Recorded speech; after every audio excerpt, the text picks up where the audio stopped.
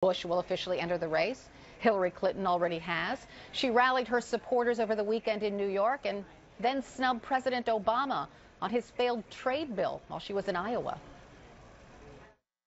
The president should listen to and work with his allies in Congress, starting with Nancy Pelosi, who have expressed their concerns about the impact that a weak agreement would have on our workers, to make sure we get the best, strongest deal possible. And if we don't get it, there should be no deal. And there are some specifics in there that could and should be changed. So I am hoping that's what happens now. Let's take the lemons and turn it into lemonade.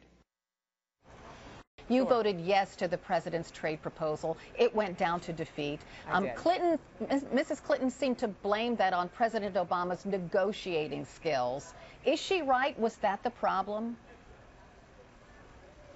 Well, I think what we have to do is spend some more time talking with members and really going through the details, both of the trade adjustment assistance legislation, which is the legislation that provides assistance to workers who are displaced as the result of trade agreements, and the Trade Promotion Authority, the Fast Track Authority legislation, which is the up or down vote law that delegates Congress's authority to the president to negotiate trade agreements. There are some details that still need to be negotiated and discussed. I think we'll be doing that over the next several days and weeks.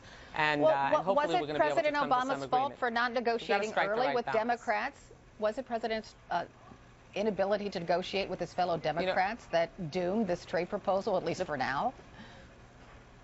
Carol, the president has been negotiating not only with Democrats but with Republicans as well. He's made his cabinet officials available. All of us have had an opportunity to go in as members of Congress and review the text of the agreement. We've had classified briefings. We've had briefings in our caucus meetings. There's been a lot of opportunity for members to take a look at this and for members to interact with administration officials and the president himself and ask questions. So we need to do more of that for sure, because this is complex. It's not easy.